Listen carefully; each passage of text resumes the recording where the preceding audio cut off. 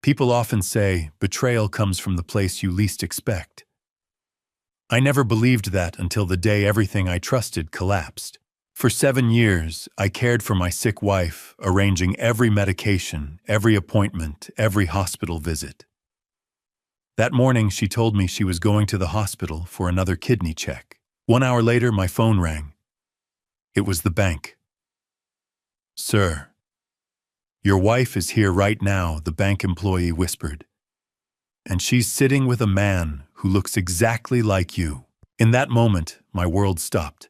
Hello everyone, welcome to this story. Before we continue, please take a second to like, subscribe, and tell me in the comments where you're watching from today. I love seeing how far these stories travel. A quick note, some elements are fictionalized for storytelling, and any resemblance to people or places is purely coincidental. The scent of honey-glazed chicken usually meant peace in my house, but today, the air felt thick with a chill I couldn't explain. I'm Mitchell Pierce, a 62-year-old former senior bridge inspector with a gaze that could find a hairline fracture in steel, stood at my kitchen counter, precisely at 5:15 p.m. The golden October light filtered through the window, illuminating the dust motes dancing over the butcher block. I moved with a practiced mechanical precision, slicing the poultry into uniform strips for Margaret's low-sodium dinner. For 7 long years, I hadn't just been a husband. I had been a full-time, unpaid nurse for a woman whose condition never seemed to improve despite my engineering-level care.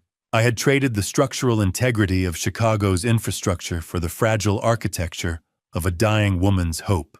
"Just another hour, Mitch," I told myself as I scraped the carrots. "She needs you." The structural integrity of a marriage is found in the sacrifices you don't talk about. Margaret was supposed to be at Memorial Grace Hospital right now, tethered to a machine for her grueling kidney dialysis checkup. I checked the wall clock again, verifying the time. My life was a series of scheduled maintenance intervals, and I prided myself on never missing a beat. I wiped my hands on my apron, the familiar weight of my heavy chef's knife reassuring in my palm. The kitchen was silent, save for the hum of the refrigerator and the distant rustle of leaves against the pane. Everything was in its proper place. Have you ever felt the ground vanish beneath your feet while standing on solid oak? The vibration started as a low thrum against the butcher block, the kitchen phone rattling with a persistent, cold urgency. I ignored it at first, assuming it was another solicitor trying to sell me insurance I didn't need or a reverse mortgage I couldn't afford. But the caller ID flashed Silverstone Trust and Investments. My pulse quickened. This was the bank handling my late father's legacy trust, a probate process that had been dragging on for months. I set the knife down and answered, expecting a dry update from a clerk. Instead, the voice on the other end was Daniel, a young junior associate I had spoken to twice before. He sounded like he was hyperventilating. "Mr. Pierce, it's Daniel from the bank," he stammered, his voice dropping to a frantic whisper.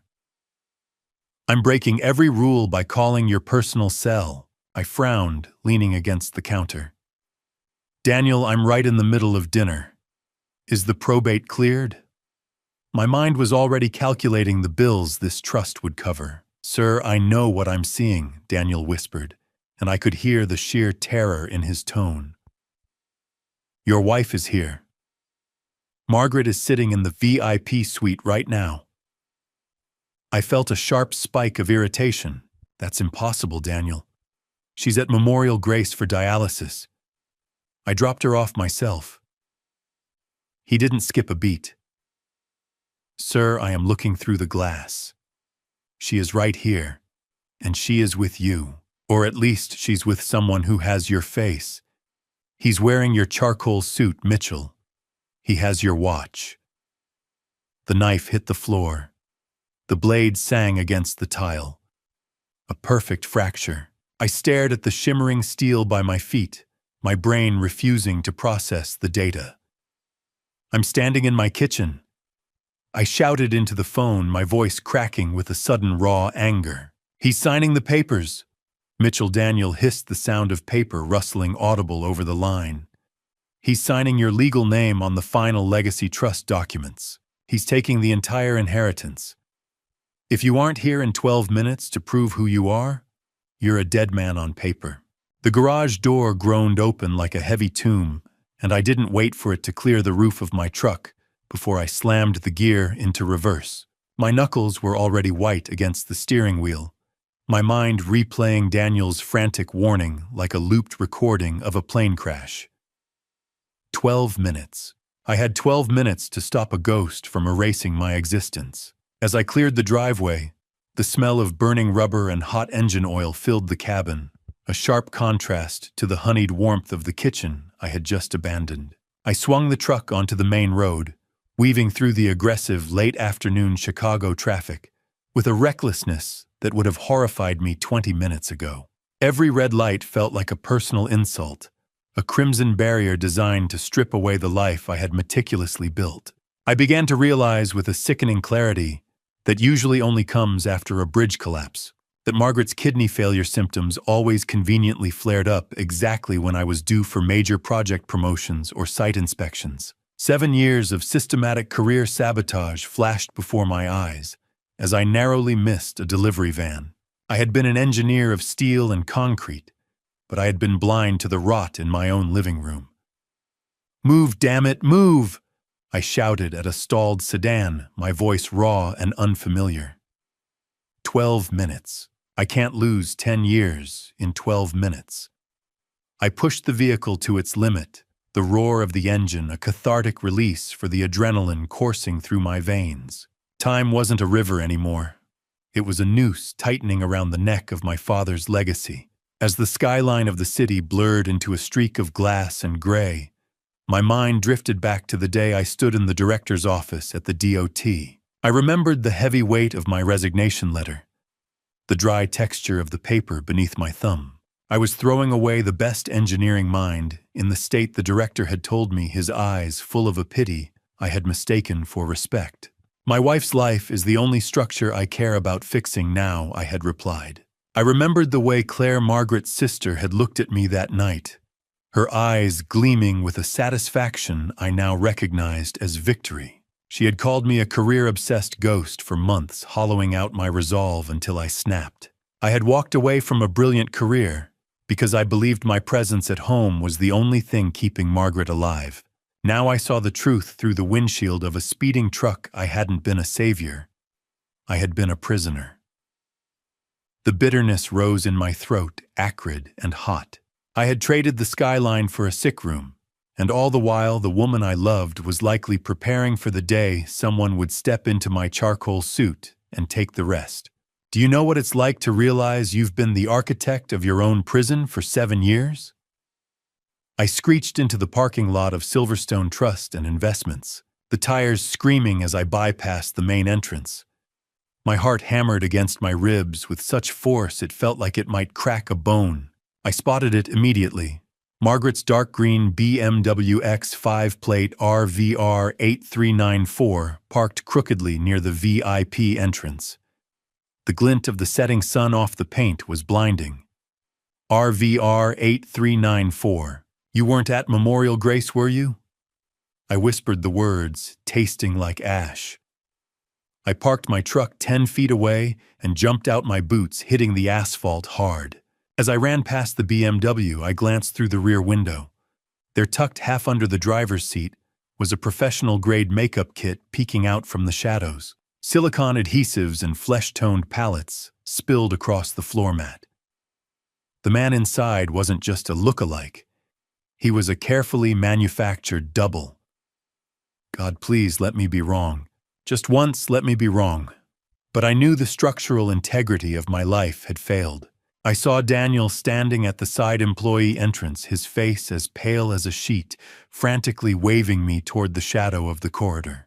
The transition from the roar of Chicago traffic to the sterile, carpeted silence of the bank felt like entering a vacuum where the oxygen was being replaced by ice. Daniel, a sharp-featured bank employee in his late 20s, whose life I had saved during a bridge failure years ago, looked like he was witnessing a ghost. He grabbed my arm, his fingers digging into my jacket, with a strength born of pure adrenaline, and pulled me through the side employee entrance. The heavy security door clicked shut behind us, severing my connection to the world outside. I followed him through a maze of narrow, windowless back hallways, my boots thudding rhythmically against the expensive industrial carpet. Every step felt like I was descending deeper into a structural flaw I couldn't repair. Daniel was whispering as we walked, his eyes darting toward every security camera we passed. He explained that the bank's automated systems hadn't flagged the man in the suite. Everything looked perfect on paper. The only reason he had called my personal cell was because of a thank you note I had sent to the branch a month ago. I had embossed the corner with my unique engineering stamp, a small detail the imposter's sophisticated documents lacked. It was a hairline fracture in an otherwise seamless forgery. "He sounds like you, Mr. Pierce." Daniel murmured, his voice trembling as we bypassed a cluster of oblivious tellers. "He moves like you. He even has that slight hitch in his shoulder from your old injury. But the eyes are too hungry." "I'm right here, Daniel," I replied, my voice sounding hollow in the air-conditioned void. "I've been here for 62 years. Whoever is in that room is a phantom." I felt a cold sweat prickling my neck as we approached a heavy steel door marked Security Operations. Silence. The kind of silence that precedes a bridge collapse. The air in the back corridor smelled of ozone and stale coffee, a scent that will forever be linked to the death of my previous life. Daniel swiped his badge and punched a rapid-fire code into the keypad. We entered a small, cramped room dominated by a wall of monitors casting a blue, flickering light over our faces. The low hum of computer servers filled the space, sounding like a digital heartbeat. Daniel didn't speak. He just reached for the console and hit a command. Monitor 4 flickered the grainy texture of the security feed, smoothing out to show the interior of conference room A. My heart stopped. I watched in absolute paralyzed horror as my wife Margaret, the woman I had spent 7 years nursing, the woman I believed was currently tethered to a dialysis machine, sat tall and elegant in a leather chair. She wasn't pale. She wasn't shaking. She was glowing. She sat there laughing casually, drinking bottled water while chatting with a man who sat in the chair next to her. He wore my charcoal suit. He had my glasses perched on his nose. He even wore my father's gold wedding band. How many thousands of hours had I spent holding her hand while she pretended to be dying? The question tore through me like a jagged piece of shrapnel. "Look at her, Mitchell," Daniel said softly, his face illuminated by the harsh blue light of the screen. "Does she look like a woman who needs a kidney transplant to you?" I couldn't answer. I watched her reach over and affectionately stroke the imposter's hand, whispering something into his ear that made him throw his head back in a silent laugh. It was a gesture of effortless intimacy, a touch of genuine warmth she hadn't shown me in over a decade. I felt a cold, industrial rage beginning to crystallize in my chest, replacing the panic. I watched the monitor as the man with my face leaned in close to Margaret, and for the first time, I saw the true hunger Daniel had described. Not for her, but for the stack of legacy documents sitting between them. I didn't waste another second watching the phantom on the screen. I reached for my phone, my fingers moving with the cold, mechanical precision of a man structuralizing a counter-assault. My eyes remained locked on the graininess of Monitor 4, where the man wearing my face was currently laughing at a joke my wife had likely made a dozen times before. The rage was there, deep and industrial, but I forced it into the background. I needed a legal fortress, and I needed it now. I tapped the contact for Victor Hayes, a 60-year-old top-tier asset attorney, with a voice like gravel and a reputation for being a shark in a tailored suit, and he picked up the call on the first ring. "Victor, they're in the room right now," I said, my voice coming out as a controlled rasp. "They're signing away 30 years of my life. I need an immediate lockdown on the legacy trust."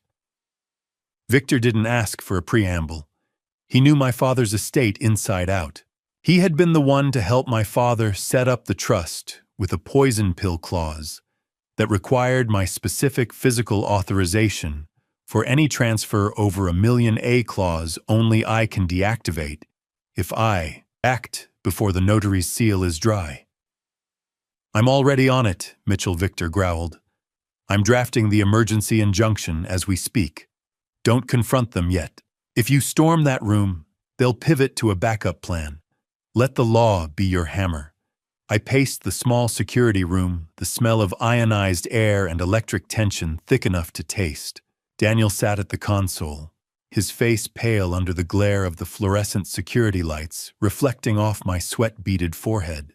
I watched the imposter lean over a document, his hand moving with a fluidity that mocked my own. A bridge doesn't fall all at once. It screams through the rivets first. My life was screaming, and I was the only one listening. I hung up with Victor and immediately initiated a second call. Samuel Torres, a 35-year-old private investigator with a genius-level intellect for digital forensics and a permanent 5 o'clock shadow, spoke with the frantic energy of a man who lived on caffeine and data. Samuel, find out where the digital ghost of my identity lives, I commanded. I want every password, every login, and every remote access point Claire or Margaret has touched in the last year. Samuel's keyboard clattered like a hailstone on a tin roof in the background. If that notary hits submit on the digital terminal before I can flag the transaction, Mitchell, we're chasing smoke across the Atlantic, he warned. They'll have that money moved through 3 offshore layers in the time it takes you to blink. I could feel the frantic tapping of my fingers on the edge of the security console, a rhythmic manifestation of the clock winding down. Tick, tick. The legacy was bleeding. I looked back at the monitor. Margaret was glowing, her face devoid of the sickly pallor I had tended to for 7 years. It was a masterpiece of deception. Just as I was about to signal Daniel to get me closer to the terminal, my phone buzzed with an incoming text from Victor. I swiped it open, my heart hammering. Mitchell. I've hit a snag, Victor said as I brought the phone back to my ear. Mitchell, the injunction will only hold if you can provide your engineering seal at the bank's terminal, Victor said. Your father embedded a failsafe. Any transfer over $5 million requires not just biometrics, but your DOT engineering seal with your unique inspector ID. Ryan can fake your fingerprint with silicon, but he can't fake 30 years of certification. I felt the cold steel seal in my pocket. He doesn't have it. Then get there before he finds a way to bypass it. It turned the legal battle into a race against the clock, a sprint toward a terminal that was less than 100 yards away, yet seemingly on another planet. I felt the cold realization settle in. Victor's voice then dropped to a low, dangerous whisper that chilled the sweat on my neck. I've sent the draft, Mitchell, but I found something in the ledger you didn't tell me about, something that makes no sense. I snatched the warm pages from the printer, the ink still fresh enough to smudge, but the numbers were already etched into my mind like a death sentence. The smell of ozone from the overworked printer filled the cramped security room, mixing with the metallic taste of adrenaline and bile at the back of my throat. My pulse thudded in my ears as Daniel slid the printed financial records across the desk, revealing the anomalies Victor had mentioned with a low, dangerous whisper. I stared at the transaction history, tracing a repetitive outflow of $35,000 every single month for the last 2 years. I cross-referenced the recipient, Linda Crawford Realty Consulting, LLC. The realization that my own sister-in-law had been siphoning my father's hard-earned money under the guise of consulting sent a fresh wave of nausea through me. This wasn't just a sudden heist. It was a slow, calculated bleed that I had unknowingly facilitated with my own trust. I discovered that these consulting fees paid to Linda were actually used to pay for Margaret's high-end wardrobe and designer handbags, which she had hidden in the very storage unit I thought held my engineering blueprints and legacy bridge designs. 35,000, I muttered, my fingers trembling against the grit of the paper. Every month. Daniel, look at the dates. He leaned in, his eyes scanning the columns. "They coincide exactly with your wife's dialysis treatments, sir. Each time I had sat in those sterile waiting rooms praying for a miracle, they were celebrating a successful withdrawal. Have you ever looked at a bank statement and realized you were paying for the rope someone was using to hang you? The steady, rhythmic blinking of the server lights felt like a countdown I couldn't stop. Digging deeper into the secondary account logs, Samuel Torres pinged my cell with a new find. A recurring payment of $4,800 for a corporate rental in the Northside waterfront district. Flashed on the screen Daniel mirrored for me. I checked the leaseholder and found my daughter Claire's name listed as the secondary occupant. "Aloft, Samuel," I asked into the speakerphone, my voice sounding like it was being dragged over gravel. "I've been living in a house full of hospital beds and oxygen tanks." While they were living at the pier, Samuel's voice came through with a clinical coldness. "The lease started the same month you quit your job, Mitchell." It was a humiliating epiphany. I had destroyed my career as a senior bridge inspector to save a woman who was busy furnishing a luxury apartment on my dime. While I was worrying about the structural integrity of our finances, she was worrying about the view of the lake. Every cent was a stab in the back. Every decimal point was a lie.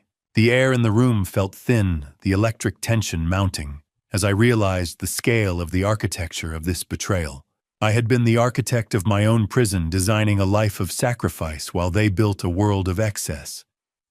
My fingertips left smudges of ink on the records of my own ruin. I flipped to the penultimate page, searching for the source of the man sitting in the VIP suite with my face. I found it. A line item for special effects artistry, a $12,000 payment to a theatrical makeup studio. It confirmed my worst fear: the imposter's transformation was professionally commissioned and paid for by my own household account. I had literally funded the creation of the man who was currently stealing my soul. The irony was a jagged blade in my chest. I felt my shattered trust turning into a focused, icy vengeance. I wasn't just a victim anymore. I was an engineer looking at a faulty design, and I knew exactly where to apply the pressure to make it all come down. My eyes locked onto the final line of the report, a one-way wire transfer to an account in Belize, scheduled for midnight tonight. I leaned so close to the monitor that the pixels blurred into a jagged mosaic of the man who had stolen my face. The sound of my own teeth grinding was the only thing I could hear over the low, persistent whir of overheated server fans. My eyes were fixed on the Belize transfer data. But the sound of Samuel's voice cracking through the speaker brought a new, sharper terror into the cramped security room. He had finally found the identity of the phantom. Samuel pings a dossier to the security room tablet, and the blue-white glare of the screen feels like a physical blow. "His name is Ryan Blackwood." Samuel's voice rasps through the intercom. "He is a 45-year-old former Hollywood stuntman with a chameleonic face and a penchant for high-stakes debt. He specialized in deep-tissue prosthetic work and physical mimicry before his career went into the gutter." I stared at the before photos, a man with sharp, desperate eyes and dark hair, and compared them to the after version sitting in the bank's VIP suite. The stuntman had been aged 30 years, with terrifying precision, every wrinkle and liver spot a calculated masterpiece. "He's not just wearing my clothes, Samuel." I whispered, the cold, dry air of the room catching in my throat. "He's wearing my life." Then came the first twist that made my stomach heave. Samuel pulled up a frame from a DOT safety video I had filmed 10 years ago. There in the background, standing among the extras, was a younger Ryan Blackwood. Claire had been scouting for a double far longer than I ever suspected. She hadn't just stumbled upon this plan. She had been architecting it for a decade. A stuntman. My life was being played by a man who made a living falling for other people. Samuel continued, his voice heavy with the data he was unearthing. Blackwood wasn't just some random actor. He was drowning in $280,000 of underground gambling debt to a syndicate in Atlantic City. He was a man with no exit strategy until Claire provided one. My heart stopped when Samuel displayed a series of private wire transfers from my daughter's personal travel blog account directly to Blackwood's creditors. Claire didn't just find him, did she? I asked, the words tasting like copper. She bought him. She cleared his slate, Mitchell Samuel confirmed. In exchange, he's clearing your bank accounts. It was a soul-crushing epiphany. It wasn't just a betrayal by a wife who pretended to be dying. It was a cold-blooded recruitment by a daughter who had essentially purchased a new father to sign her checks. How much does it cost to buy a daughter's love? Apparently, $280,000 and my father's name. I felt a nauseating violation as the architecture of the lie became fully visible. I was the bridge they had decided to demolish for the scrap metal. But Samuel wasn't finished. He uncovered a series of hidden folders in Blackwood's cloud storage that turned my icy rage into a paralyzing fire. It wasn't just Margaret and Ryan together in the photos. There were images of Ryan and Claire at the waterfront loft, laughing over wine, looking like a family. They were a couple living a life together in a penthouse I was unknowingly funding while I was home cleaning bed sores and measuring low-sodium chicken broth. I looked at the silver ring on Ryan's finger. My ring, the one I thought I'd lost down the sink drain a year ago, and realized he wasn't just impersonating me to the bank. He was playing the part in a bedroom I hadn't been allowed into for years. The man with my face wasn't just stealing my money. He was living the life I thought I had, while I was relegated to the role of the invisible caretaker in a house built on sand. The sound of my own footsteps echoed in the empty hallway of the bank as I ran toward the parking lot, driven by a need to reclaim the physical proof hidden in my own home. I left the bank behind the cool evening air of Chicago biting at my skin, but I barely felt it. My mind was a structural diagram of failure, tracing the lines of a life that had been compromised at the foundation. Stepping back into my house was like entering a mausoleum I'd spent 7 years decorating with lies and fake prescriptions. The familiar smell of stale lavender and floor wax greeted me, a scent that used to mean safety, but now felt like the chemical signature of a fraud. I stood in the entryway listening to the silence. Usually this house was filled with the artificial hum of a dialysis mimicking machine I'd purchased to keep Margaret comfortable, but with her away at the bank, the machine was dark. It was eerily quiet, the kind of stillness that precedes a total collapse. I walked into the living room, my eyes landing on a framed photo of my daughter Claire. Her smile seemed to mock me from the mantel. "Welcome home, Mitch," I whispered to the empty air. To the house built on quicksand. 7 years of my life had been poured into this place, and I had never even smelled the rot beneath the floorboards. I moved toward the coat closet to hang my jacket, but my hand stopped on the handle. Something was out of alignment. I pulled the door open and shoved aside the heavy winter coats. There, tucked into the far corner, sat a set of expensive hard-shell luggage I didn't recognize. I unzipped the smallest one. It wasn't packed with medical supplies or spare catheters for a hospital stay. It was filled with vibrant summer dresses, silk sarongs, and high SPF sunblock. They were prepared for a tropical climate, not a renal ward. Memory is a bridge with rusted rivets. Once you see the first crack, the whole structure begins to scream. A framed wedding invitation on the hallway wall caught the late afternoon light, triggering a visceral memory of Claire's wedding 5 years ago. I remembered sitting in the darkened master bedroom on that sweltering July day, holding Margaret's hand through what she claimed was a chronic flare-up of her kidney pain. "You should go, Mitch," she had groaned, her face twisted in a performance I'd found heroic at the time.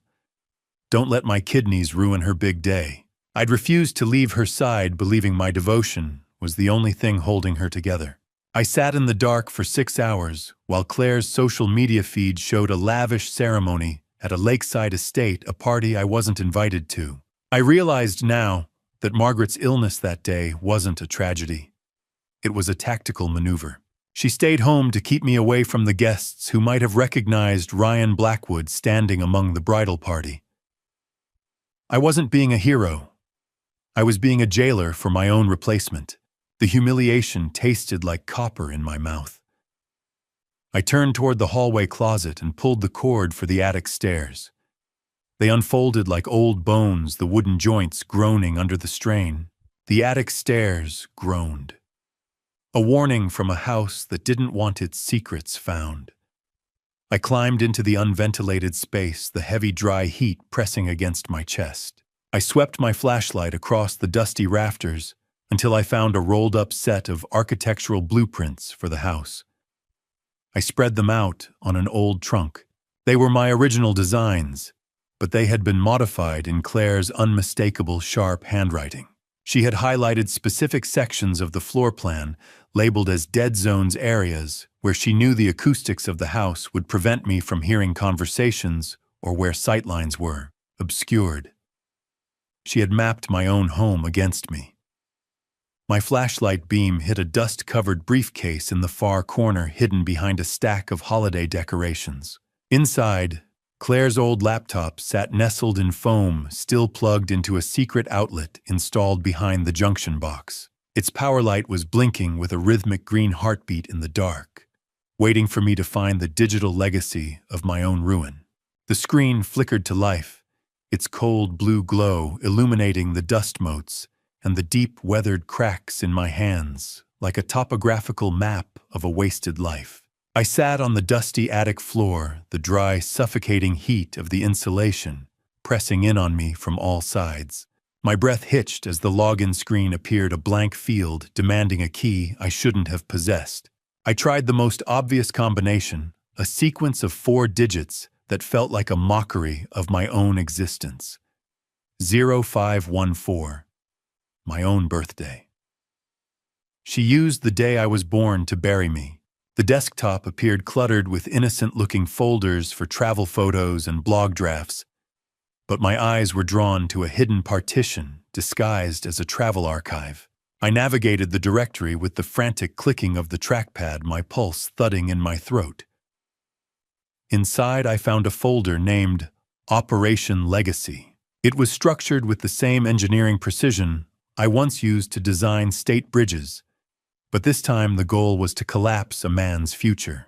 I discovered that Claire had a remote access app installed on my own phone for years. A digital tether that allowed her to delete bank alerts, freeze notifications, and erase hospital confirmation emails before they ever blinked on my screen. I was a senior inspector who could spot a hairline fracture in a steel girder from 50 yards away, yet I had been blind to the parasite living in my own pocket. "This isn't just a folder," I whispered into the stifling darkness. "It's a demolition plan." My fingers moved of their own accord, scrolling through a document that outlined a 7-phase conspiracy. Phase 1 was titled The Sick Bed Constraint. It detailed how Claire had recruited a disgraced medical student named Dr. Harrison to provide high-dose sedatives that perfectly mimicked the lethargy and nausea of kidney fatigue. I read Claire's typed status updates with a sour taste of realization blooming in my mouth. She wrote about how my pathetic devotion made the sedation easy to administer, how I was too distracted by my own nobility to ever check the pill bottles. "Do you know how it feels to realize the medicine you lovingly brought to your wife's bedside was the very poison keeping you a prisoner every time I had adjusted her pillows or stroked her hair? I was merely serving as an unwitting accomplice to my own kidnapping." Phase 2 involved the wait for legacy, a cold-blooded tracking of my father's declining health. They were vultures waiting for a $6.8 million inheritance to drop, and they had been circling for 7 years. Placebos. Lies. 7 years of my life distilled into a digital spreadsheet.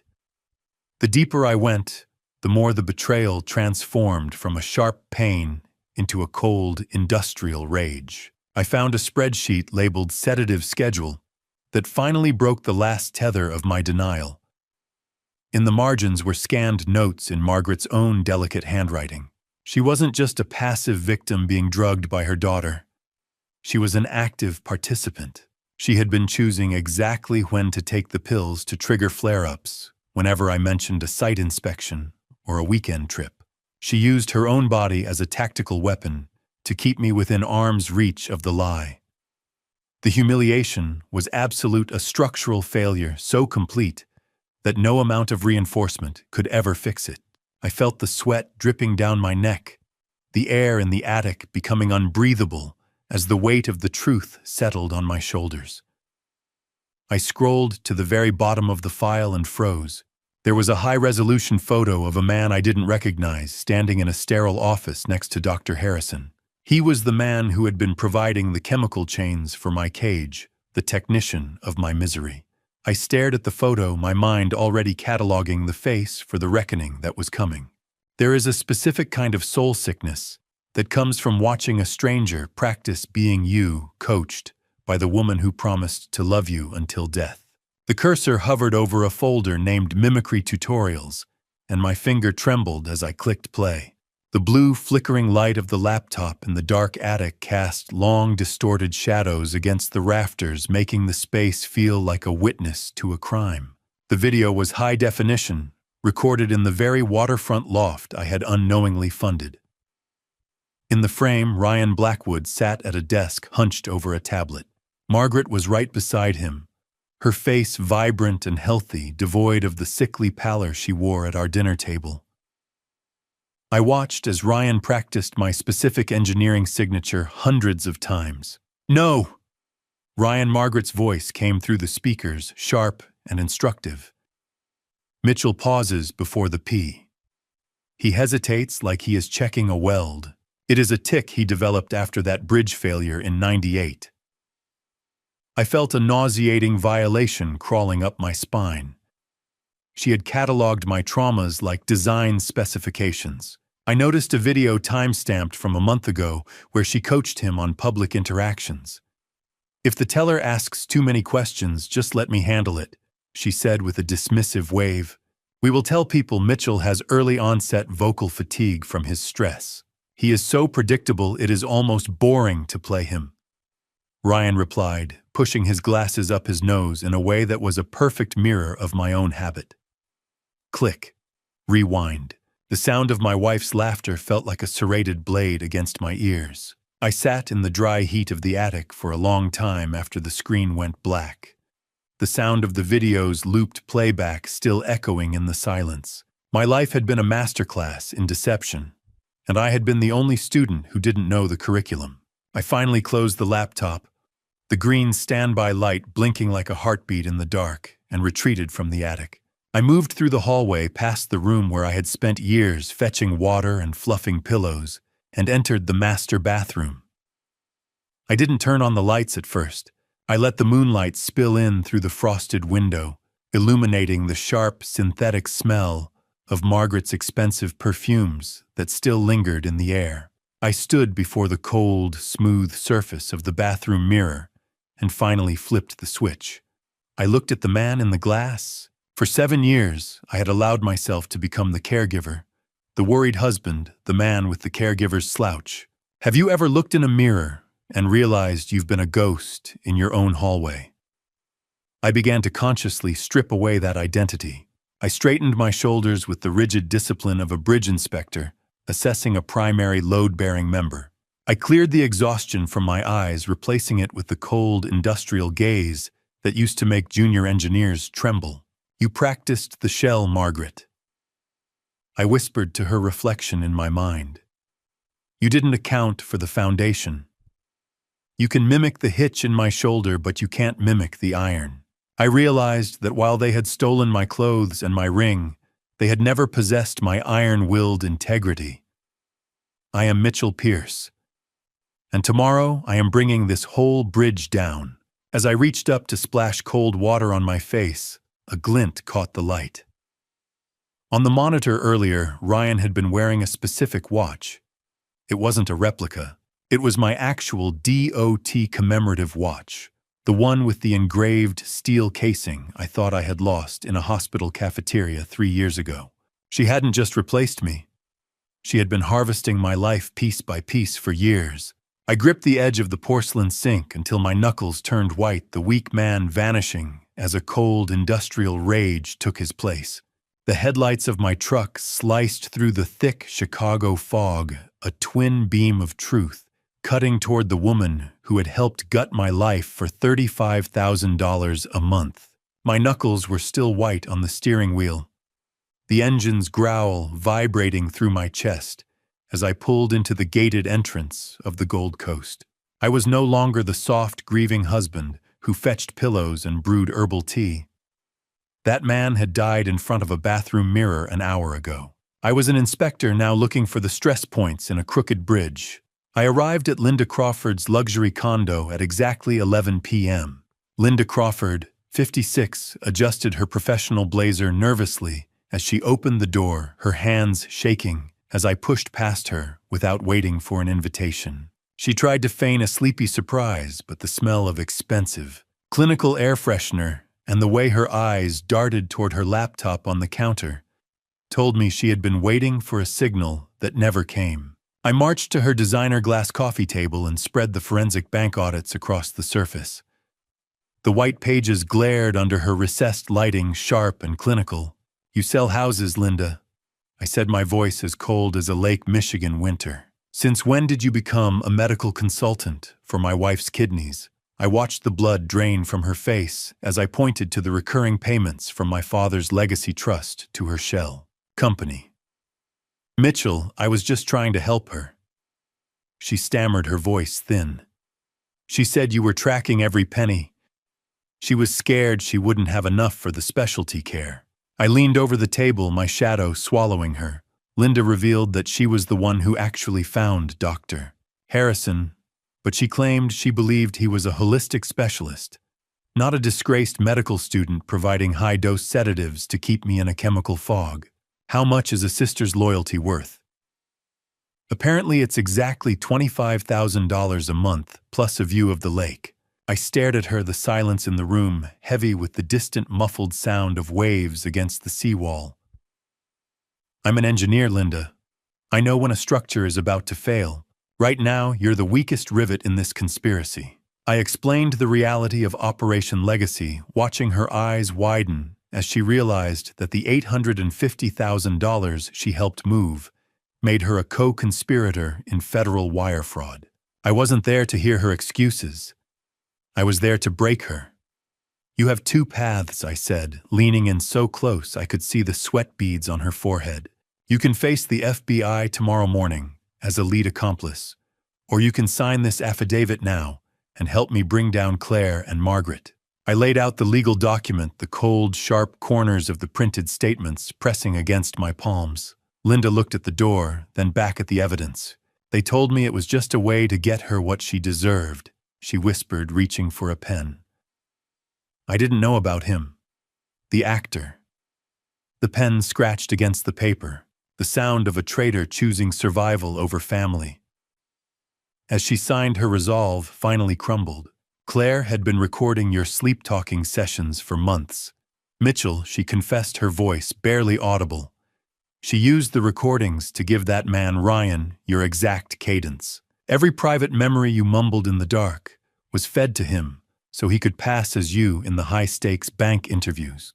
He knows things only you should know, because you told him while you were drugged." My stomach turned a visceral reaction to the idea of my own subconscious being harvested for a heist.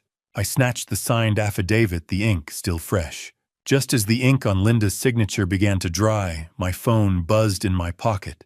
An unknown number from a New York area code I hadn't seen in years. I stared at the screen, the digits glowing like a neon sign in the dark of the condo, pulling me toward a ghost from my own past. The blue light of my phone screen pulsed in the dark cab of my truck, like a digital heartbeat displaying a New York area code that had been a ghost in my life for 9 years. I stared at the screen, the New York digits glowing like a neon sign in the damp Chicago night, as I pulled away from the curb outside Linda's condo. My hand trembled as I swiped to answer the cold condensation on the windshield, blurring the streetlights into weeping halos. I pressed the phone to my ear, listening to the static hiss of a long-distance connection that felt as vast as the Atlantic. "Dad," the voice came through, shaky and deep. "It's Ethan. Please don't hang up." Ethan Pierce, my 34-year-old son, with a voice that still carried the gentle cadence of his grandfather, sounded like a man waking up from a decade-long nightmare. I couldn't speak for a moment, the heavy aching pressure in my chest making it hard to find air. "Ethan," I finally whispered. "I haven't heard your voice since you were 25. He told me he had seen a frantic, vague social media post by Linda Crawford about me being at her door with bank records, and he couldn't stay silent anymore. The architecture of the lie Claire had built began to crumble right there in the front seat.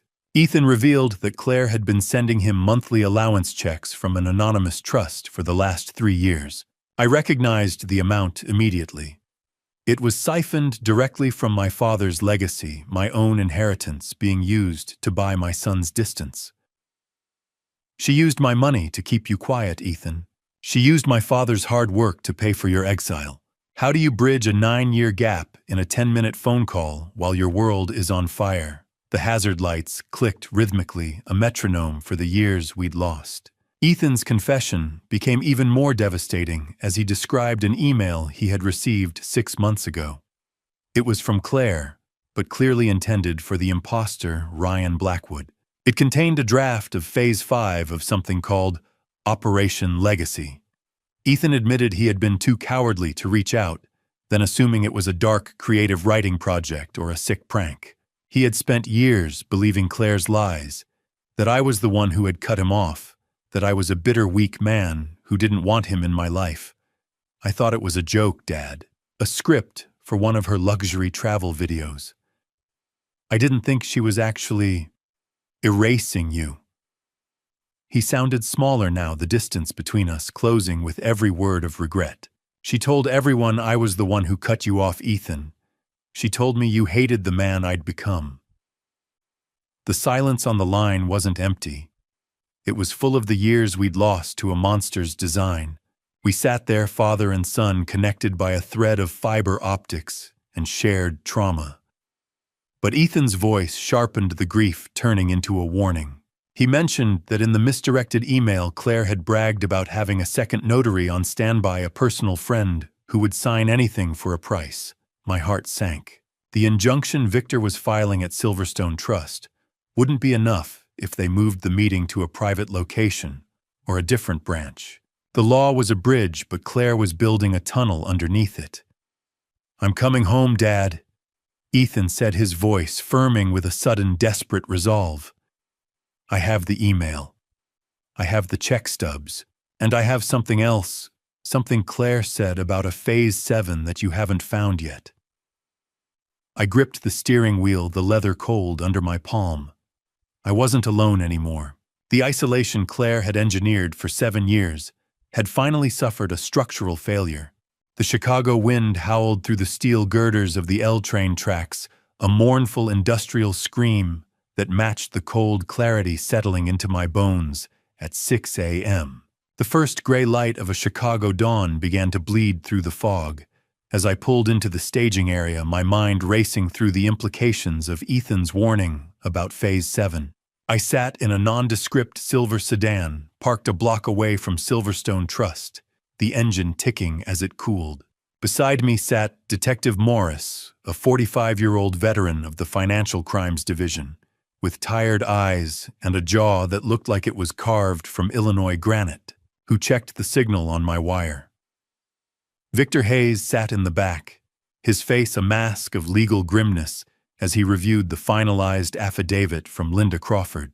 Linda herself sat pale and silent in a separate police vehicle 10 yards behind us, her role as the weakest rivet finally serving a purpose. Morris adjusted the volume on the surveillance receiver, the static crackle of the earpiece a constant reminder of the stakes. He told me that they had tracked Dr. Harrison overnight. The man wasn't just a disgraced student, but a childhood friend of Ryan Blackwood. It proved the conspiracy had roots in Ryan's desperate past, long before he ever met my daughter. "You're wired!" Mitchell Morris said, his voice low and steady. "Every word in that room is a nail in their coffin." I nodded, watching the diesel fumes from a passing bus swirl against the windshield. "I've built bridges that stood for 50 years, Detective. I'm not letting this one collapse before I get my pound of flesh." We waited in the biting cold of the morning air, the city waking up around us with an indifference that felt surreal. Have you ever stood in the shadows and watched a ghost steal your morning coffee, your suit, and your wife's loyalty all at once? At 8:45 a.m., the green BMW X5 pulled into the VIP lot. I raised the high-powered binoculars, my breath hitching, as I saw the man step out of the driver's side. Ryan Blackwood was wearing my favorite charcoal suit, the one I had tailored for my father's funeral. His wig was so precise, the silvering at the temples so exact, that it made my skin crawl with a visceral sense of violation. Margaret followed him out, her performed weakness perfectly choreographed. She leaned heavily on Ryan's arm, playing the role of the frail, dying victim for the security cameras. A moment later, Claire pulled up in a separate rideshare, stepping out with a mask of boardroom-ready ambition. "Look at him," I whispered, my teeth grinding. "He even mimics the way I favor my left knee when it rains." Victor reached forward, his hand heavy on my shoulder. "Don't let the anger break your rhythm, Mitchell. Stay behind the curtain until I give the signal." I watched through the lenses as they approached the glass doors, the metallic click of the bank's electronic locks echoing in my mind. Then I saw it. As Margaret adjusted her wrap, the medical alert bracelet I had bought her was gone. In its place was a diamond-encrusted watch that shimmered in the morning light. My mother's watch, the piece I was told had been lost during the estate probate. The lie wasn't just in their words. It was draped over their skin. 9 o'clock. The tumblers turned. The cage door opened. The conspirators disappeared into the lobby, and the air in the sedan suddenly felt too thin to breathe. Morris gave me a sharp nod, the final confirmation that the federal agents were in position on the internal servers. I adjusted the microphone hidden beneath my stiff collar, feeling the cold weight of the industrial rage finally finding its outlet. I looked at Victor, stepped out into the freezing wind, and walked toward the bank. I entered the sterile lobby just as the notary inside conference room A raised her seal for the final signature, the shadow of the man I used to be falling across the glass. The silence inside the bank was absolute, a heavy air-conditioned weight that smelled of floor wax and impending ruin as I approached the door to conference room A. The glass door to conference room A didn't just slide open. It felt like the seal of a 7-year-old tomb finally cracking under the weight of the truth. I stepped into the room, the clinical ozone scent of the air conditioning hitting me like a physical barrier. Flanked by Victor Hayes and with Detective Morris trailing at a strategic distance, I halted 3 feet from the mahogany table. I didn't look at the bank manager or the paperwork. I stared directly into the eyes of the man wearing my face, my favorite charcoal suit, and my mother's diamond watch. "I believe you're holding a pen that belongs to me," I said, my voice steady and cold as a winter morning in Chicago. The sharp, metallic click of the notary's seal hitting the desk was the only response. The notary looked up, her hand frozen mid-air, while Margaret's face transformed into a mask of calculated confusion. "Who are you?" she asked, her voice trembling with a practiced frailty. "Mitchell, who is this man?" I let the silence hang heavy and industrial. Before I entered conference room A, I stopped at the lobby kiosk. The screen demanded dual authentication. I pressed my thumb to the scanner match, confirmed. Then I pulled out my engineering seal, the one Ryan could never possess, and pressed it into the verification plate. The system chimed, "Primary authority verified. Poison pill clause deactivated." Through the glass, I saw Ryan staring at his screen. Red warnings flashed. Authorization denied. Seal required. The papers Ryan was preparing to sign were currently nothing more than expensive, legally worthless litter. He looked like me. He smelled like my cologne, but his soul was a hollowed-out construction site. I watched Ryan Blackwood's knuckles turn white as he gripped the desk, his eyes searching mine for a weakness he hadn't been coached to find. "Nice suit, Ryan," I said, letting a predatory smile touch my lips. "But you forgot that a bridge inspector never misses the small cracks in the foundation." I noted the way his vocal cadence was just a fraction off a slight lag that spoke of rehearsals rather than reality. I reached into my coat pocket and pulled out the printed dossier Samuel had compiled. I dropped the stuntman's history and the detailed records of his $280,000 gambling debt onto the glass table. The morning sun reflected off the surface blindingly bright as the documents fanned out like a losing hand in a high-stakes game. "This is a mistake." Ryan stammered, his calculated composure beginning to collapse into the raw, desperate twitching of a cornered animal. "Mitchell, tell them," he cried out, looking toward Margaret, but she was staring at the dossier with wide, uncomprehending eyes. "Have you ever stared at your own reflection and realized the glass was actually a two-way mirror for a thief? I wasn't done with the exposure." I turned my gaze to the notary, who was slowly sliding her chair back toward the door. "I wouldn't do that, Sarah Vane," I said, using her full name. "I know all about your friendship with Claire. I know about the emails where she promised you a cut of the Belize transfer for your services today." Sarah's face turned the color of ash, and she froze, trapped in the room by the very conspiracy she had hoped would set her up for life. I saw the sweat darkening the collar of Ryan's suit, the fabric I had worn to my own father's funeral. The violation felt physical, a structural rot that had finally been brought into the light. The room was a cage now, and the locks were entirely in my control. I leaned over the conference table, my shadow falling across Ryan's trembling hands, and watched the realization of his total failure settle into his eyes. I leaned in closer until I could see the silicone seams behind his ears and whispered his real name just as Detective Morris's hand went to his holster. "You're done, Ryan. The show is over." The door clicked shut behind Detective Morris, locking the conspirators inside the very cage they had built for me, as Margaret finally broke her silence. Her voice was a ragged sob, but before she could anchor her plea in the room, the heavy oak doors were flung wide by my daughter Claire, who marched in with the practiced confidence of a woman who thought she'd already won the world. The click of Claire's high heels on the marble floor sounded like the cocking of a hammer.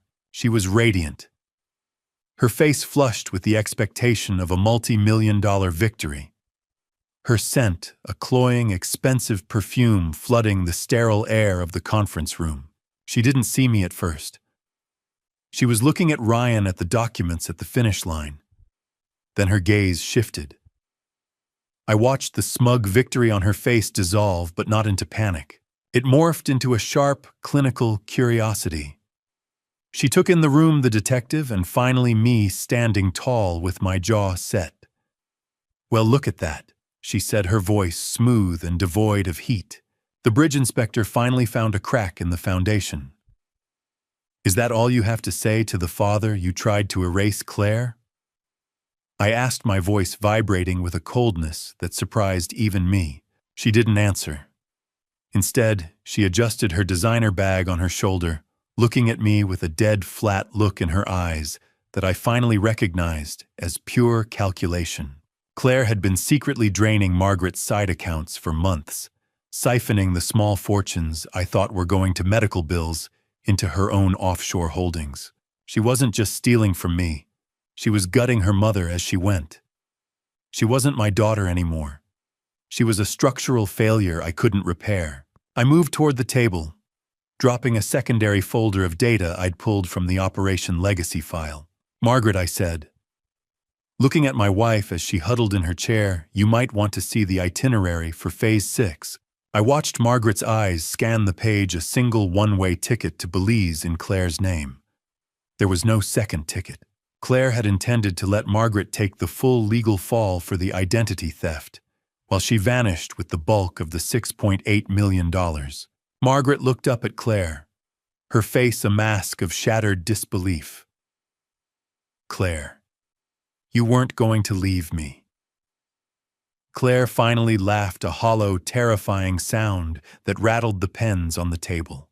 "Mom was always a better actress than a thinker," she said, showing a chilling intellectual contempt. She actually believed the stuntman loved her. She actually believed she was the one in charge. Have you ever looked into your own child's eyes and seen nothing but a calculation? I felt a hollow ache where my heart used to be. "You're a monster, Claire," I whispered. "A perfect engineered monster." She shrugged as if I'd complimented the cut of her blazer. "I preferred to think of myself as an opportunist," she replied. "Both of you were obsolete assets. You were just waiting to be liquidated." The room fell into a suffocating silence as the gravity of her betrayal settled over Margaret like a shroud. Detective Morris stepped forward, the sharp metallic snap of the handcuffs echoing through the room. Claire didn't struggle. She didn't cry. She simply stood there. As her wrists were bound, her composure as rigid as the steel I used to inspect. As they began to lead her out, she paused beside me. She leaned in, her cloying perfume thick in my nostrils, and whispered so only I could hear. "I never hated you, Mitchell. I just found your nobility to be a profitable weakness I couldn't resist exploiting." Claire didn't cry. She didn't scream. She simply looked at the handcuffs, then at me, and offered a small, terrifying smile that told me this was far from over. I stood in the wreckage of my family watching them lead my daughter away, realizing that the bridge I had spent 30 years protecting had never even been there.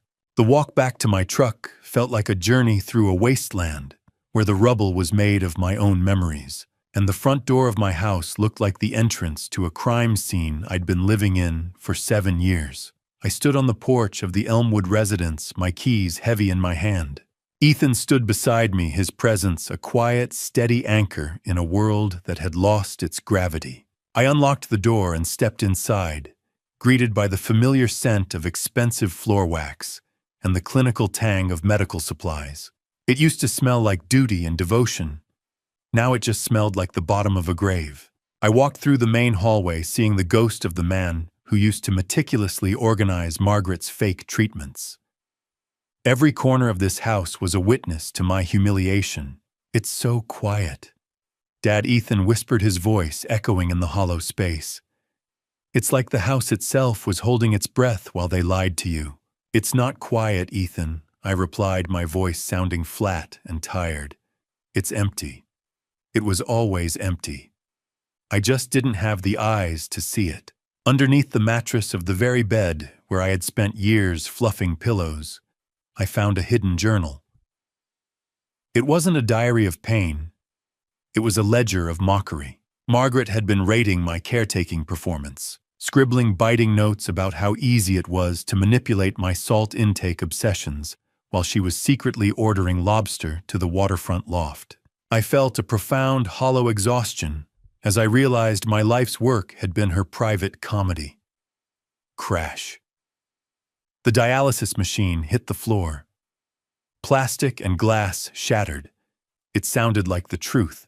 I began tearing down the medical apparatus with a frantic industrial precision. I ripped the tubes from the fake machine and swept the rows of kidney medication bottles into a heavy-duty black plastic trash bag. The crinkle of the plastic was the only song I wanted to hear. Ethan helped me, the two of us working in a rhythmic, somber silence that served as our first shared act of father-son bonding in nearly a decade. While clearing a panel in the sick room, I found a hidden stash of Jimmy Choo designer shoes tucked behind her oxygen tank. I was eating tuna out of a can for months so we could afford her specialists. I said, staring at a pair of 4-inch heels that had cost more than my first truck. "Don't look at the shoes," Dad Ethan said, placing a firm hand on my shoulder. "Look at the trash bag. It's all going where it belongs." Have you ever cleaned out a room and realized the only thing you were actually throwing away was your own misplaced mercy? I carried the bags through the house, the smell of dust and stagnant air following me like a persistent ghost. I reached the kitchen island where the last tray of pills I prepared this morning sat waiting. I remembered the tenderness with which I used to hand her the water glass, the way I'd watch her throat move as she swallowed her lies. I picked up the tray and walked out to the driveway. The cold, biting Chicago wind whipped at my face, but I didn't flinch. I stood by the large bin and dumped the colorful placebos into the waste, watching them rattle against the bottom and disappear under the real debris of my broken marriage.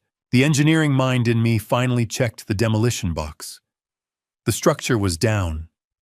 There were no survivors in the wreckage of my trust. As I cleared out the last of the bedside table, my hand hit a false back. I pulled out a legal document Margaret had been trying to get me to sign in my sleep.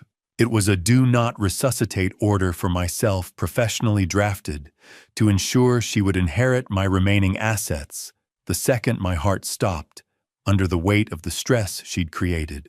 I held the trash bag tight, the weight of it pulling at my shoulders, but my eyes were already on the calendar. The trial was 3 months away, and I knew Margaret was only the first bridge I had to burn. December brought a Chicago winter that turned the lake to iron and my heart to stone, providing the perfect frozen clarity needed to dissect the remains of my stolen decade. I sat in Victor's high-rise office watching the city disappear behind a white curtain of a mid-afternoon snowstorm. The muffled silence of the storm outside was a stark contrast to the sharp metallic smell of the heater ticking over in the corner. I had spent the last 3 months living like a monk in the ruins of my home, but today was about the numbers. Victor Hayes sat across from me, his face illuminated by the harsh brightness of the white audit pages splayed out under LED lights. He didn't look like a lawyer anymore.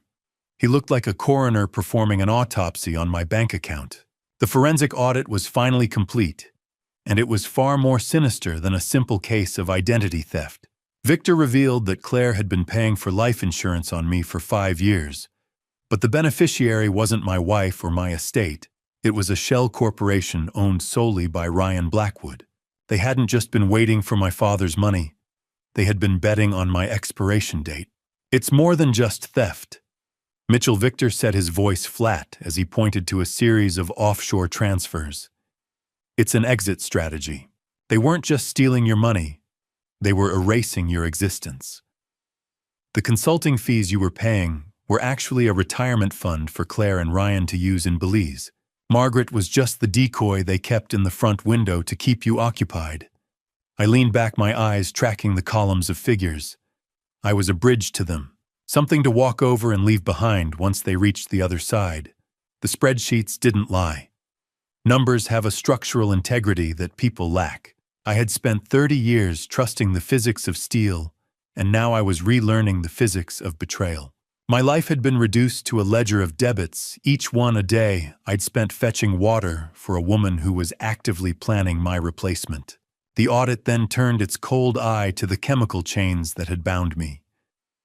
We traced the paper trail for the medications I had administered so faithfully every evening. There were no legitimate pharmacies, only monthly wire transfers to a nondescript mail-order facility in a remote part of Florida. Just as I was beginning to process the sheer scale of the medical gaslighting, the vibrating hum of Victor's phone on the glass desk broke the silence. He answered, listened for a moment with a tightening jaw, and then looked at me. The FBI just called. They got him. Harrison was apprehended in a sting operation in Miami. Harrison isn't a doctor, Mitchell. He's a professional jailer with a chemistry set. They found a ledger in his possession, other clients who used his services to incapacitate wealthy relatives, 7 years of poisoning my own wife. Because I trusted a piece of paper, I whispered the realization, feeling like a physical weight on my lungs. I had been the one holding the spoon, the one ensuring the dosage was correct, all based on a script written by a criminal. How do you quantify the cost of a decade spent in a drug-induced fog of someone else's making? I felt a grim validation, but it was hollow. The structure of my family was gone, replaced by a crime scene that spanned 3 states. Victor slid a final thin folder across the desk. It contained a transcript of Harrison's initial confession to the Miami field office. He told the agents that Margaret was actually the one who requested a higher dosage of sedatives for me 6 months ago. She told him I was becoming too unpredictable, too prone to asking questions about the banking alerts. She didn't just want me quiet. She wanted me under. I stared at a Phase 7 detail mentioned in the final paragraph of the confession. It made the hair on my arms stand up. I wasn't just being managed. I was being prepared for a final removal. The county courthouse in January felt like a meat locker, a fitting place to decide which parts of my family were dead and which were merely rotting. I walked through the double doors, the smell of old paper and industrial floor cleaner clinging to the heavy, stagnant air. Every step I took on the linoleum seemed to echo with the finality of a structural collapse. I took my seat on the cold, uncomfortable hardness of a wooden gallery bench, my back straight, my expression an unreadable mask of iron.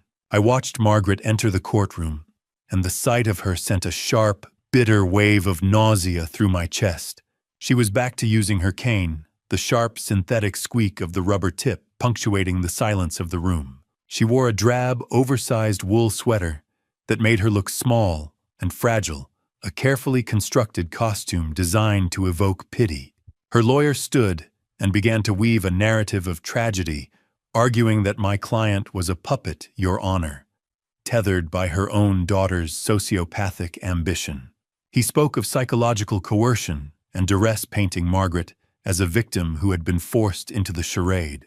I watched her from the gallery, seeing the way she cast tearful, longing glances toward me, as if pleading for a bridge of forgiveness I no longer possessed. I revealed my own countermeasure. Then a meticulous caregiver's log I had kept for 7 years, documenting every time she claimed to be in pain, which cross-referenced perfectly with the dates Claire had gone on shopping sprees in the city. The design of her lies was failing under the weight of my data. The cane was a prop. The tears were a special effect. I was done being the audience. I was called to the witness stand, and I felt the eyes of the room press against me like a load-bearing wall. Judge Sterling, a man with a face like a worn-out gavel, and eyes that had seen every trick in the book, peered over his spectacles at me. I didn't look at Margaret as I gave my statement. I spoke with the rigid steel of an inspector, recounting the signature practice videos and the sedative schedule we had recovered from the laptop. I refused to provide the character testimony her defense so desperately needed to reduce her charges. In my professional life, a bridge doesn't fall because of one bad rivet. It falls because the design was corrupt. From the start, I told the court, my voice calm and absolute. She wasn't coerced. She was the one holding the stopwatch. How do you offer mercy to the person who spent 7 years measuring the depth of your grave? I felt the last cable of our marriage snap in that open court, the tension finally leaving my shoulders as I spoke the truth. The defense attorney tried to rattle me, suggesting I was a bitter man looking for vengeance. But I simply looked at him with the same detachment I used for a hairline fracture in a steel girder. You don't get angry at a broken bridge. You just dismantle it so it doesn't hurt anyone else. The judge leaned back, the heavy, rhythmic thud of his gavel silencing the room as he prepared to deliver his ruling. He revealed that Harrison's confession included a recording of Margaret laughing while she practiced her hospital cough for a bank interview, a piece of evidence that destroyed the duress defense instantly. I watched the color drain from Margaret's face, her fragile mask finally shattering. The judge hammered his gavel, the sound echoing like a structural snap, and looked at Margaret with a coldness that matched the Chicago wind outside. Motion denied. Trial set for February 10th. I stood up and walked out of the courtroom, not looking back, the sound of the Chicago wind howling against the glass as I prepared for the final demolition. 3 weeks later, Margaret suffered a massive stroke in her cell. She died before the ambulance arrived. Her last words were about the girl. I didn't attend the funeral. Ethan went alone, returning with a sealed envelope, Margaret's letter written months before, in case something happens. I buried her ashes beside my father, not out of love, but obligation. The woman I'd married died 7 years ago. This was just paperwork. The February sun was a pale, heatless disk, casting long, skeletal shadows across the courthouse steps as the trial that would officially dismantle my family began. I took my seat in the front row of Federal Courtroom 4B, the air inside smelling of floor wax and old wood, a scent that felt like the atmosphere of a sanctuary and a tomb combined. Ethan took his seat beside me, his shoulder brushing mine, and the warmth of his presence was the only thing keeping the chill of the morning from settling permanently into my marrow. I watched the federal prosecutor stand to deliver a scathing opening statement, framing the entire conspiracy not as a crime of passion, but as a cold engineering project. On large monitors, the 7-phase structural map of my own destruction was displayed for the jury, a blueprint of betrayal that made my father's $6.8 million legacy look like a target in a shooting gallery.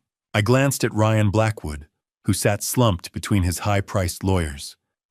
Stripped of his Mitchell disguise, he looked like a discarded prop from a play that had been canceled mid-performance. There was no dignity left in him, just the hollowed-out remains of a man who had tried to wear my soul. They didn't just want his money. The prosecutor told the jury, her voice echoing in the dry, stale air. They wanted to delete his very existence. Look at the defendant. That isn't a face, it's a mask. I felt a grim satisfaction at her words, a somber clarity that finally labeled the horror I had lived through. Ethan was called to the stand shortly after. I watched with wet eyes as my son, once so distant and full of a bitterness I never understood, took a stand for the man they tried to bury.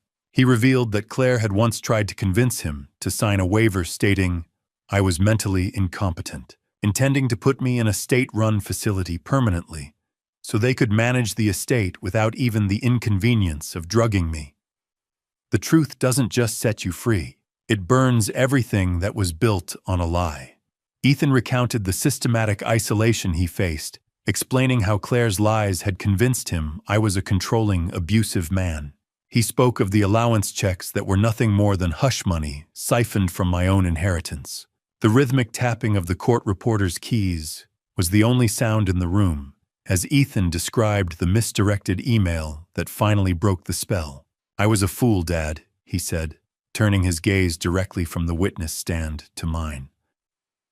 "I let them pay me to stay away while they poisoned you." His voice broke, and for a moment, the heavy silence of the courtroom was filled with the weight of 9 lost years. I am here to stand for my father. Have you ever seen your own child apologize for believing a monster over you? It's a bridge being rebuilt in real time, one rivet of trust at a time.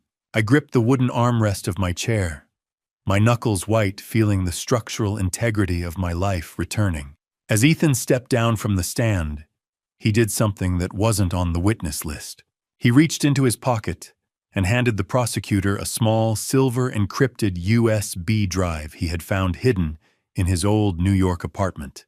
He explained that Claire had stashed it there during a visit, likely as a secondary backup for her Belize exit strategy. It contained secret recordings of Ryan and Claire discussing their future plans that involved leaving Margaret behind to face the fallout. I felt the warmth of Ethan's hand as he returned to the gallery and gripped mine, our fingers interlocking for the first time in a decade. But my gaze was pulled to the side door. Margaret was being wheeled in for her testimony, her face a mask of calculated frailty. She wasn't looking at me. She was looking at that silver drive in the prosecutor's hand, and for the first time since the bank, I saw real terror in her eyes. The flashes of the paparazzi cameras outside were like lightning strikes, illuminating a shame I could no longer hide behind the clinical walls of my home. I gripped Ethan's hand as the court went into recess, the physical heat of his palm, the only thing grounding me as Margaret was wheeled past. She wouldn't look at me. Her eyes were fixed with a predatory intensity on the silver USB drive resting on the prosecutor's table. I felt the weight of her betrayal anew, a heavy air-conditioned pressure in my chest. As we pushed through the heavy courthouse doors for a momentary escape, the media firestorm hit us with the force of a structural collapse. The case had been dubbed the $6.8 million family fraud, and my private agony had become public entertainment. Headlines screamed about the stuntman double and the 7-year sickbed lie. I saw Claire's smug, high-resolution face on every newsstand, her smile as sharp as a jagged shard of glass. Victor pulled me aside, his face grim, as he showed me a report on his tablet. A major true crime network had already approached Claire's legal team for an exclusive interview. Even in handcuffs, my daughter was trying to profit from the demolition of my life. "They are treating my life like a reality show," Ethan, I said, the dry, papery smell of courtroom documents still clinging to my clothes. I looked at the crowd of reporters, their recorders held out like weapons. "Let them watch, Dad," Ethan replied, his voice firming with a strength I hadn't heard in a decade. "Let them see you win." Flash. Flash.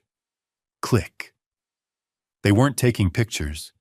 They were vultures circling the ruins of a man they thought was already dead. I retreated back into the courtroom, where the air was stale and heavy with the scent of old wood and impending finality. When the bailiff called my name for the victim impact testimony, I felt the rhythmic, heavy thud of my heart against my ribs. I walked toward the witness stand, the cold, unyielding wood feeling like the only honest thing left in the room. I didn't speak with the voice of a broken husband. I spoke with the cold, precise cadence of a senior bridge inspector, delivering a report on a fatal failure. I detailed the 2,555 days of false caretaking. I described every missed holiday and every anniversary spent sitting in the dark, holding the hand of a woman who was mentally counting my inheritance. I didn't just lose my money, I told the jury, my eyes scanning their 12 faces. I lost 7 years of oxygen to a lie. I was a man who lived for the structural integrity of things. Yet I had allowed the foundation of my own home to rot until it crumbled. Have you ever had to stand in front of 12 strangers and explain why you were a fool for love? It is a special kind of humiliation to admit that your nobility was nothing more than a blindfold. I turned my head slightly to look at Ryan Blackwood and Margaret. "You can practice my signature," I said, my voice dropping to a low, dangerous register. "You can wear my clothes and steal my watch, but you can't mimic my soul." As I spoke, the prosecutor activated the display monitor. She was using stress analysis software to overlay Margaret's medical logs with her heart rate during the signatures. The jury watched in silence, as the graph showed Margaret stayed perfectly chillingly calm while she lied about her kidney failure. She wasn't a victim of stress. She was a predator in repose.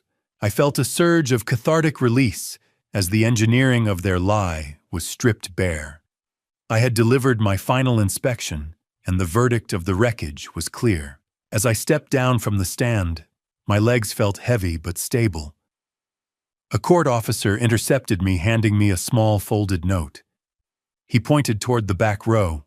My heart skipped a beat as I saw a woman sitting in the shadows of the gallery, a woman who looked exactly like the professional makeup artist Samuel had identified in his forensic report. The sentencing phase felt like the final rivets being driven into the coffin of my past life as I unfolded the note with trembling fingers. The note in my hand was warm, the ink slightly smudged by the palm of a woman who had spent years painting the faces of ghosts. As I read the elegant, hurried script, the air in the hallway seemed to thin. The woman was Sienna Blake, the makeup artist Samuel had flagged in his report. She hadn't come to gloat. She'd come to clear her conscience. The note revealed a chilling detail. Ryan Blackwood hadn't just asked her to make him look like me. In the earliest stages of their meetings, he'd brought in photos of my father requesting a likeness of a man 20 years older than I am. It was a terrifying revelation. This wasn't just a heist against me. They had been scouting for a way to infiltrate the legacy long before my father had even passed. I moved back into the courtroom, my mind spinning with the calculated cruelty of it.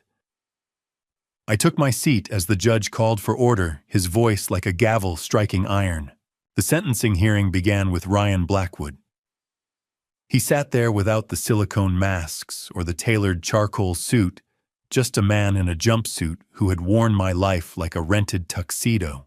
I watched as the judge meticulously dismantled Ryan's plea for leniency. He didn't care about the gambling debts or the stuntman's desperation. The judge labeled him a professional predator of the soul and sentenced him to 12 years in federal prison. Ryan tried to catch my eye for a final moment of pity, but I looked through him as if he were a pane of glass. "You didn't just steal money, mister," Blackwood the judge stated the words echoing in the dry courtroom air. You exploited the sanctity of a man's home. 12 years for the mask. 9 for the actress.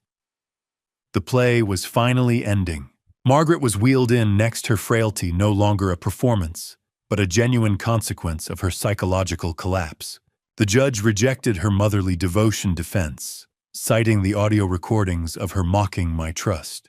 She was sentenced to 9 years a term, reduced only because the digital evidence proved Claire was the primary financial beneficiary. Mitchell. I'm so sorry, she whispered as the guards began to move her. Please tell Claire that I love her. I didn't respond. I couldn't. 9 years for a 7-year lie almost felt like an even trade, but the mathematics of the heart don't work that way. I watched the heavy metallic thud of the jail transport doors closing in my mind's eye. How do you rebuild a foundation when the people who poured the concrete were the ones who hid the dynamite? Later, I met Linda Crawford in a small probation office conference room.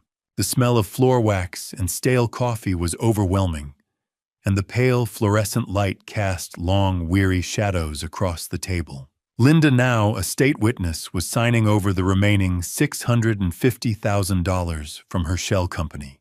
The scratching sound of her pen on the legal restitution papers was the only sound in the room.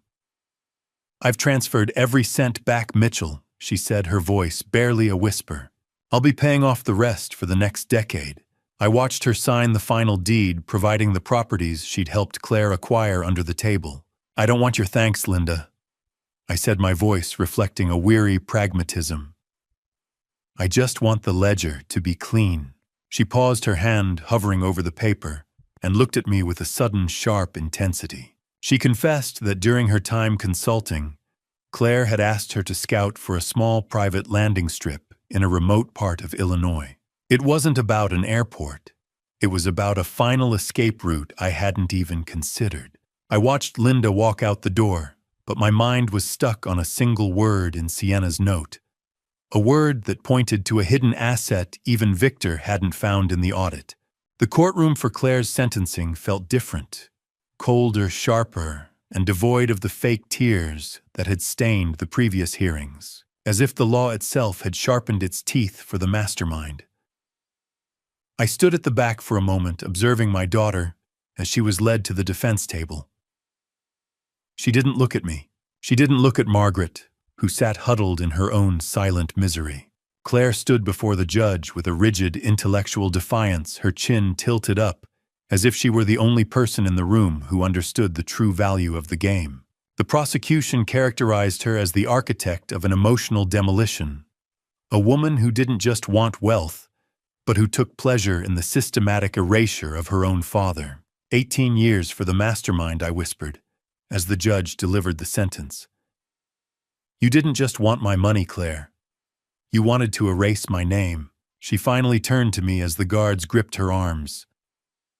You think you've won, Dad? She shouted, her voice echoing in the stale air. You're still the same pathetic bridge inspector, just in a more expensive cage. I watched her go, realizing that the poison pill she had left behind was far more than just a legal clause. 18 years. A long time to sit in a cell and realize that your father's weakness was actually your own undoing. Months later, in September, I returned to the Elmwood District home for the final time. The stark brightness of the September sun hit the bare floorboards, illuminating the dust motes dancing in the empty space. The house was a shell. I walked through the quiet rooms, hearing the hollow echo of my own footsteps. I could still see the outlines on the carpet, where the medical equipment once stood, ghostly reminders of my 7-year imprisonment. It was a construction site for a heist, a structure I had maintained with the obsessive care of a man who thought he was saving a life. I discovered then that Claire had taken out a second mortgage on the house using a forged power of attorney. The sale proceeds would be significantly less than I anticipated, a final parting gift from a daughter who wanted to ensure my foundation remained unstable. Have you ever walked through your own house and realized you were the only real thing in a world made of cardboard and lies? I began to pack the last of my engineering blueprints. The only things from this place that held any structural integrity. A forgotten document slipped from the box, a faded brochure from Midwest Fertility and Surrogacy Center, dated 2018. Margaret and I had signed the contract 8 years ago, hoping for a second child after Ethan left. But then her kidney symptoms began, and I assumed the clinic had canceled everything. Now I understood Claire had intercepted the clinic's emails. She'd kept the surrogacy alive without my knowledge. I left the luxury furniture and the designer shoes behind for the liquidators. I wanted no part of the debris they represented. 7 years of maintenance on a structure that was rotten at the core. I muttered, sealing the final box. The smell of cardboard and dust was the scent of my liberation. The real estate agent met me in the kitchen, her heels clicking on the tile. The last signature that matters isn't for the trust, it's for the deed to this tomb, I said, reaching for the pen. As I signed the final page, she mentioned that the buyer was a trust linked to an anonymous group in North Carolina. It was the very state I had been considering for my relocation, a coincidence that felt like a sudden, unexpected shift in the wind. I set the pen down on the empty kitchen island, the same spot where I dropped the knife a year ago, and walked out without looking back. The cold, metallic click of the front door locking for the last time was the most satisfying sound I had heard in a decade. I reached my truck, ready to leave the Elmwood district forever, but the FBI agents were already waiting for me. They didn't smile. They looked like men who had found a leak in a dam that everyone thought was dry. Agent Miller held out a heavy manila folder. "We found a hidden asset, Mitchell. Something Claire kept off the ledger." I stared at the folder, the weight of the final mystery pulling at my hands. The FBI agents didn't smile. They looked like men who had found a leak in a dam that everyone thought was dry as they opened the folder. The smell of the leather interior in my truck usually felt like sanctuary, but with Agent Miller leaning against the door, it felt like a gilded cage. Agent Miller stood there, his suit too expensive for a government salary, and his eyes too tired for a man in his 30s. He didn't offer a greeting. He simply forced me to stay by the truck, tossing a heavy manila folder onto the hood with a dull thud that echoed in the quiet afternoon. I thought I was done with signatures today. I muttered, my voice sounding thin even to my own ears. "This isn't a closing statement, Mitchell. It's an opening statement for a grand jury." Miller replied, his tone as flat as the asphalt. I looked down at the high-resolution photos spilling out of the folder. They were pictures of a hardware crypto wallet found in a safety deposit box I didn't even know existed. It was registered under a pseudonym I had used a decade ago for an engineering project in Dubai, a name I hadn't thought about in years. My heart hammered against my ribs, a rhythmic reminder of a past that refused to stay buried. I felt a sudden sharp spike of paranoia, a claustrophobia that had nothing to do with the open driveway. The FBI hadn't come for the house or the knife. They had been tracking a dormant digital ghost that had suddenly woken up the second I signed the sale papers. Silence. Not the peaceful kind. The kind that precedes a car crash. Miller gestured for me to get inside the truck. He climbed into the passenger seat, the smell of stale coffee on his breath filling the small space. He pulled out a tablet and began explaining the technical specs of the wallet. It wasn't just a storage device for currency. It was linked to a sophisticated dead man's switch. If a specific biometric check-in isn't met within the next 24 hours, the contents will be blasted to every major news outlet, and the SEC, Miller said, the blue glow of the tablet reflecting in his weary eyes. We're talking about millions in laundered crypto and encrypted whistleblowing files that could level half the firms on the S&P 500. Who was the fail-safe for? I asked, the realization of the stakes making my hands shake. Not for you. For the person who wants you dead, Miller whispered. He showed me the countdown timer on the screen, the numbers bleeding away in a steady crimson march. It was a digital guillotine, and I was the only one whose neck was on the line. I leaned back against the headrest, my mind racing through the people I had trusted and the people I had failed. You ever feel like your life is a ghost story? I was starting to realize I wasn't the protagonist. I was the haunting. But Miller wasn't done. He revealed that the dead man's switch wasn't just a passive leak waiting to happen. The wallet was currently being accessed by a third party in real time. Someone was trying to disarm the switch from inside my own network, bypassing the encryption layers that should have been impenetrable. Miller turned the tablet toward me, showing a live map of the intrusion. The signal attempting to bypass the switch was coming from a device registered to my late wife. My blood turned to ice. Margaret was dead, her remains resting in a plot I had visited only a month ago. Yet on the screen, her digital footprint was as vibrant and aggressive as if she were sitting in the room with us. Miller looked at me, his eyes searching for a lie I didn't have the strength to tell. The ghost wasn't just in the machine. It was coming for the legacy. The asphalt blurred beneath the FBI sedan as Miller pushed 80, the siren silent, but the urgency screaming in the way he gripped the wheel. I sat in the passenger seat, my mind a jagged map of the locations Miller had shown me on the tablet. A year ago, I believed I'd buried the ghosts of my family, but today, the digital signal of a dead woman was leading me back into the heart of the wreckage. During the drive, Miller explained that Claire had been demanding to see me for weeks from her high-security cell. "She's been in a cage for a year," Mitchell Miller muttered, his eyes never leaving the road. "How does she have the reach to touch a hardware wallet in a sealed vault?" I leaned my head against the cold glass of the window, watching the gray Illinois horizon. "Maybe because she never really left the room," I replied, thinking of the way Claire's intellect always operated 3 steps ahead of anyone's perception. How do you outrun a woman who is already behind bars? You don't. You just wait for her to stop pulling the leash. We arrived at the State Correctional Facility, a brutalist monument of concrete and wire that looked like it was designed to swallow hope whole. Miller escorted me through a series of buzzing steel doors, the smell of industrial floor wax and stale air growing thicker with every step. I felt a profound sense of intellectual confusion. My wife was dead, yet she was hacking a $1 million failsafe. It was a bridge failure I couldn't calculate.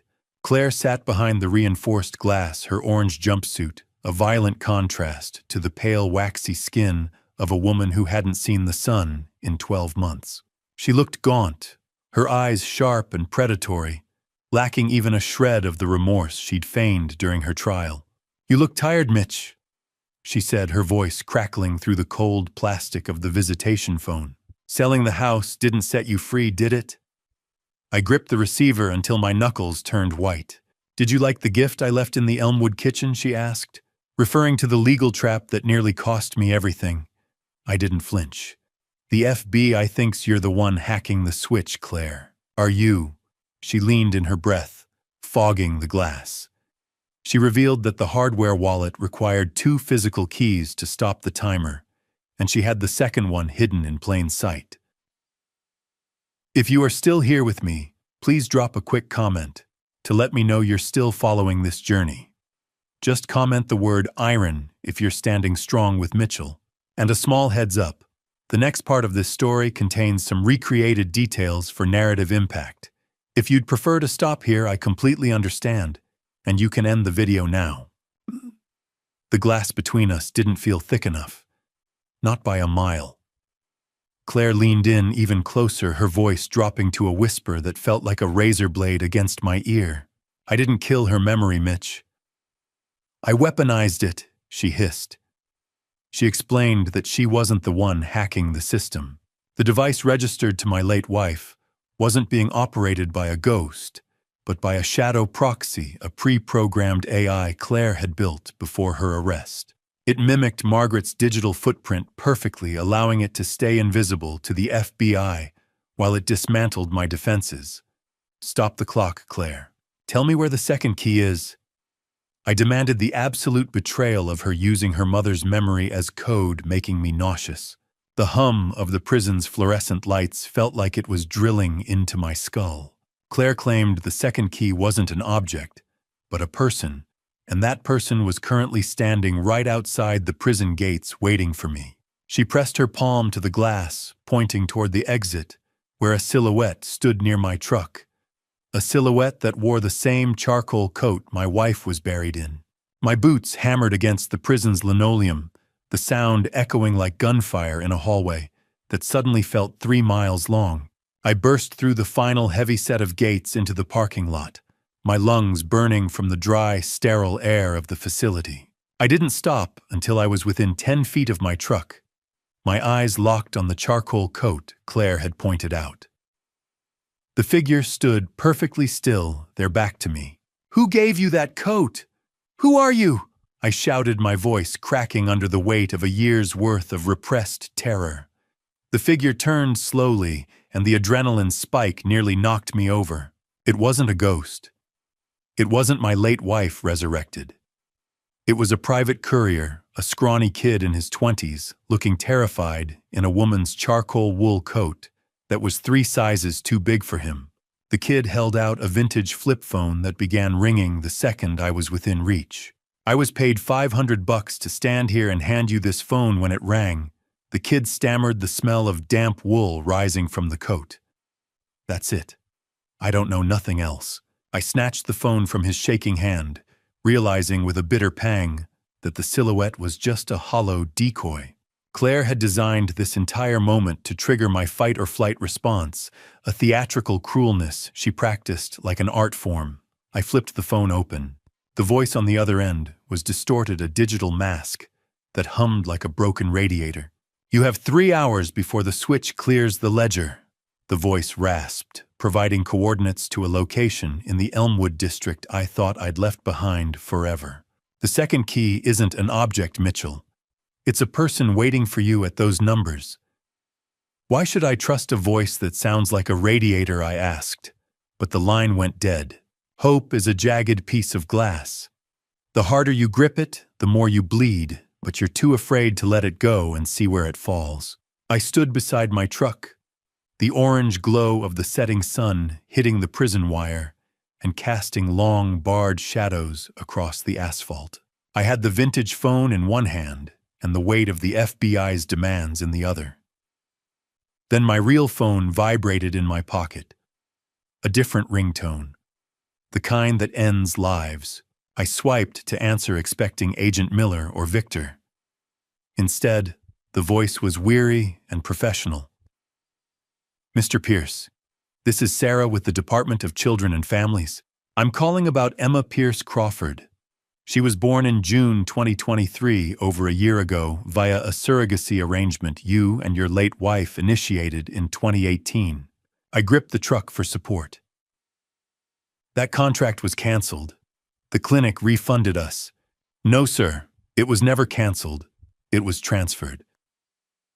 Your daughter Claire became the legal coordinator in 2019 after your wife's health deteriorated. She told the surrogate you'd moved overseas for work. When Claire was arrested last November, the surrogate saw the news and contacted us. Emma has been in foster care since December. Your 2018 signature was verified as authentic by our forensic team." My blood turned to ice. "Claire hijacked my own surrogacy contract." "Yes, sir. You need to come to our office immediately." I stopped breathing. The air in the parking lot suddenly felt like water, thick and impossible to swallow. "I have a daughter," I whispered, the words sounding foreign in my own mouth. I learned in that moment that while I was grieving a marriage and fighting a legal war, a child had been born into the wreckage, a child I never knew existed. I demanded to know where she was, my mind, a structural failure of everything I thought I knew about the last year. "Mitchell," Sarah continued, her voice thin and sterile through the speaker. "You need to come to the office immediately. We can't keep her in emergency custody much longer. How do you grieve a child you didn't know existed while running from a ghost that won't stay dead?" I sat in the cab of my truck, the silence of the prison parking lot amplifying the caseworker's words until they were the only sound in the universe. Sarah's voice had dropped to a whisper, informing me that Claire wasn't the mother of the child I'd apparently fathered 4 months ago. I gripped the steering wheel, my mind a structural failure of logic and memory. I needed answers, But the vintage flip phone in my other hand was vibrating again, the digital radiator voice demanding I move. The coordinates it had provided weren't a new location at all. They were a cipher, a specific set of spatial measurements for the house I had just sold in the Elmwood district. The realization hit me like a falling girder. The anonymous buyer wasn't just a stranger, they were the final piece of Claire's board game. I didn't answer Agent Miller's frantic radio calls as I peeled out of the lot. "I am not coming in, Miller," I muttered to the empty dashboard. "I have a closing I actually care about." My obsessive focus was a narrow beam of light in a darkening world. Mirror. 15. 3. K. 4. The numbers repeated in my head, a rhythmic chant, as I tore through the Chicago twilight toward the house that was no longer mine. I reached the Elmwood district home, just as the streetlights flickered to life. I felt like a burglar in my own life, sliding through the back door with the practiced ease of a man who had spent 7 years maintaining every lock. The master bathroom was cold, smelling of damp drywall and old adhesive. I looked at the primary mirror, the one I had stared into while trying to find my own soul just months ago. I hadn't checked behind it, because it was sealed with heavy industrial adhesive, a permanent fixture in a temporary life. I grabbed a heavy crowbar from my truck and jammed it into the gap between the glass and the tile. The screech of the crowbar against the ceramic was a high-pitched scream. I leaned into the tool, my muscles straining. Glass. It doesn't just break. It screams. The mirror shattered, showering the floor and my boots in silver flakes of backing that looked like metallic snow. Behind the jagged shards carved directly into the drywall with the clinical precision of a scalpel was a small recessed cavity. My fingers brushed against something else. A small device the size of a deck of cards, warm to the touch. I pulled it into the light. A microserver with a blinking green LED labeled HVAC controller. This wasn't controlling heating. The Ethernet cable snaked through the wall, piggybacking on my own internet. This was the shadow proxy's brain, hidden in my house for 7 years, running on my electricity. Claire had built her weapon inside my sanctuary. I ripped it from the wall. The green light died. The ghost was finally offline. I reached inside my fingers, brushing against the cold plastic of a second hardware wallet, identical to the one the FBI was holding. Tucked beneath it was a handwritten note. I pulled it out, my pulse thudding in my ears. The script was unmistakable. It was my own handwriting, the same wise, reflective slant I used for my inspection reports. But I didn't write this. I whispered, my voice caught in the back of my throat. I couldn't have. The note was dated 3 days after Margaret had allegedly died, and it contained my secret personal pin. Stop the clock. Save the girl. Do you want to know what it feels like to realize you're the villain in a story you haven't finished reading yet? I carried both wallets to the kitchen island, connecting them with a bridge cable I kept for field diagnostics. The rhythmic blue pulse of the hardware wallet light flickered against the marble, a digital heartbeat, synchronizing with the shadow proxy countdown.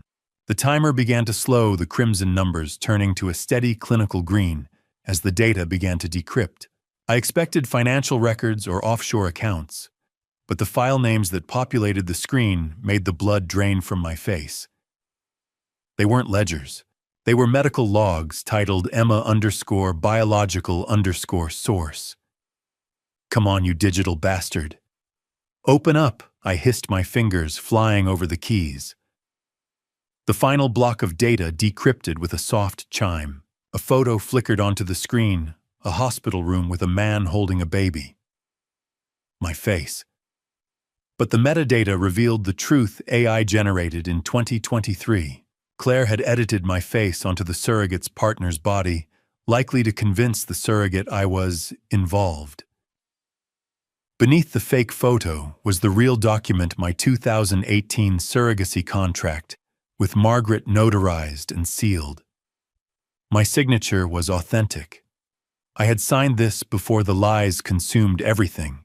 The fluorescent lights of the DCF lobby hummed with the same persistent drone as the questions in my head.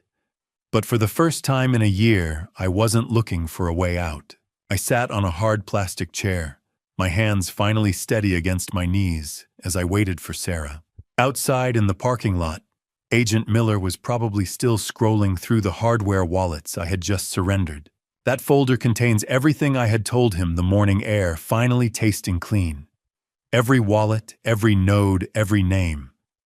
It was the ultimate leverage. I bought my freedom and a clean birth certificate for a child I barely understood in exchange for the digital map that would dismantle Claire's laundering network forever. Miller had looked at me with a weary sort of respect, though his warning still echoed in the back of my mind. You're walking away with a ghost's child, Mitchell. Make sure you don't become one yourself. He didn't understand the shadow proxy.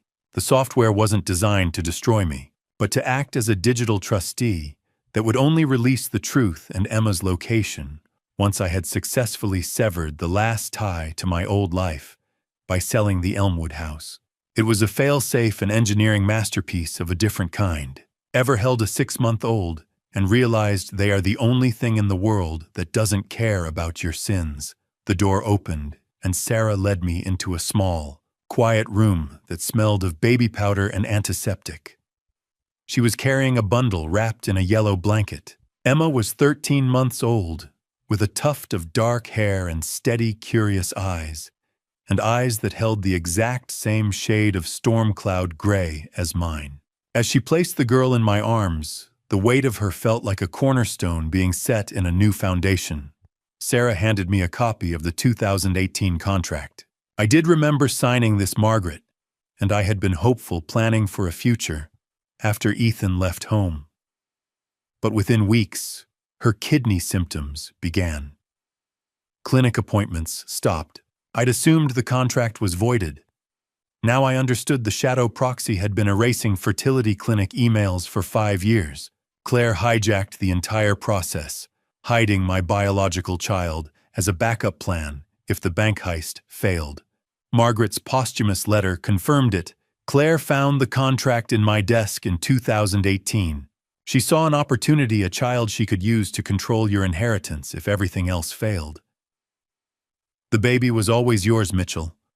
I tried to cancel it in 2020, but she'd already taken control. I couldn't stop her from hiding the truth. She's been waiting for you, Mr. Mitchell, Sarah said softly. I pulled the girl closer, feeling her small, rhythmic breath against my chest. I'm sorry it took me so long to find you, I whispered. She wasn't a reminder of a theft. She was the bridge Claire couldn't burn. We left Chicago that afternoon, the city skyline shrinking in the rearview mirror until it was nothing but a memory of steel and glass. I drove west, then south toward the Blue Ridge Mountains. Asheville smelled like wood smoke, and Old Secret's a perfect place for a man to bury a ghost and raise a daughter. The gravel crunched under my truck tires as I pulled up to a secluded cabin I had purchased through a blind trust months ago, another move the shadow proxy had facilitated. The crisp, thin air of the mountains felt like it was scrubbing my lungs clean of the industrial rot of the Elmwood district. I unloaded our few belongings under a canopy of autumn leaves, the oranges and reds of the trees reflecting the sunset. Emma slept through the transition, a warm, heavy weight against my shoulder as I carried her over the threshold. Just you and me now, kid, I said to the empty pine-scented rooms. I walked into the small kitchen and set her carrier down on the counter. Beside a stack of new blueprints sat a single envelope addressed to me. The handwriting was unmistakable. It belonged to my late wife, Margaret, the real Margaret, before the illness and the lies. It was a final piece of the foundation proving she knew about the surrogacy and endorsed it before the world went dark. I opened the envelope with trembling fingers, but before I could read the first line, the vintage flip phone from the courier, the one I thought I'd thrown away in a rest stop bin 300 miles back, buzzed once in my pocket. The vibration felt like a jolt of electricity. I reached down and pulled it out, the screen glowing in the mountain silence. The plastic of the flip phone felt warm against my palm, a living relic of a year I thought I'd buried in the red clay of Elmwood. I stood in the absolute silence of the Asheville cabin, watching the moon rise over the jagged Blue Ridge horizon. I flipped the phone open, my thumb grazing the worn buttons as I brought it to my ear. I expected Claire's cold, calculated voice, but what I heard instead was "Guard Derek." Derek's voice was a gravelly mess of panic and unearned confidence, the sound of a man who had stepped into a game way over his head. "Claire thought she bought me Mitchell." He hissed, the static of the connection crackling with the distance.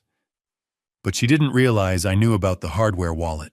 I realized then that the voice on the phone wasn't a ghost or a mastermind, but the very man who had helped the shadow proxy operate from within the prison walls. He had turned on her, his greed outweighing any loyalty she'd bought with siphoned crypto.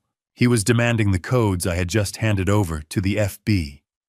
I convinced he could intercept the fortune for himself. "She's not with you, Derek," I said, my voice steady with a finality that made him hesitate. "She's exactly where she belongs." I listened as Derek's panic escalated, describing the chaos currently unfolding at the correctional facility. Claire had attempted a physical escape through a maintenance tunnel, using the shadow proxy as a digital smokescreen.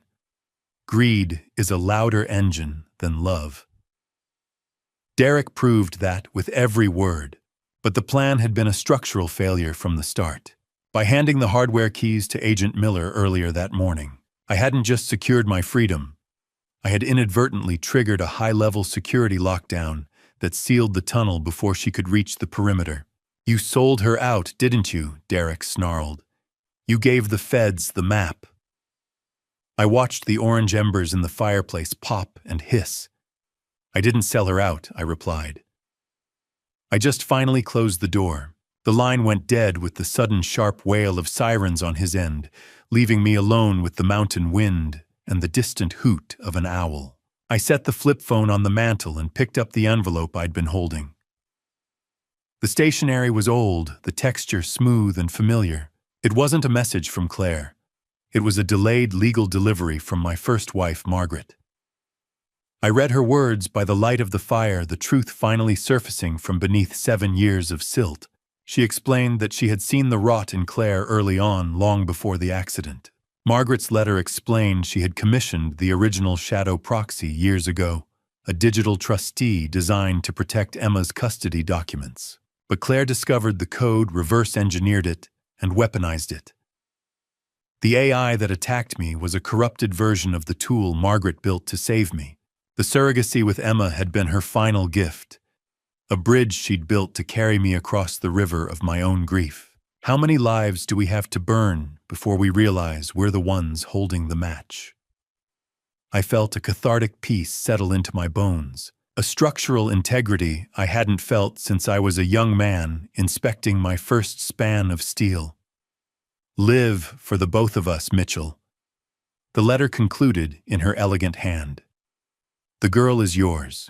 She always was." I walked over to the next room and watched the steady, quiet breathing of my daughter for a long minute. She was the only reality that mattered now. I returned to the hearth, picked up the vintage flip phone and tossed it into the glowing embers.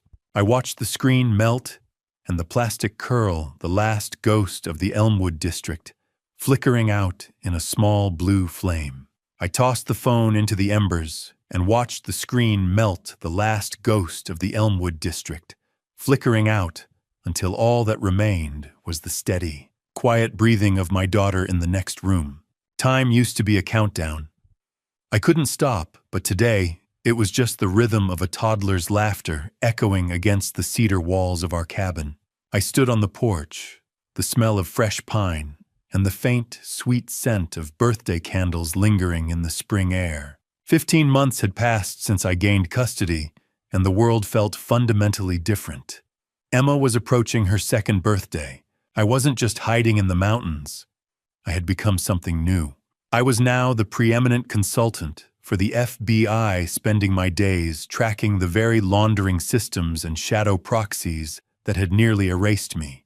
Turning my trauma into my greatest asset was the only way to ensure the structural integrity of my future. I watched Emma in the yard, her dark hair catching the morning sun.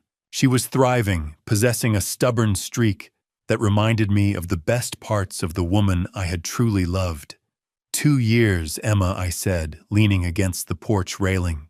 You're catching up to the world. She looked up from her wooden playset, her face bright with a purely innocent joy.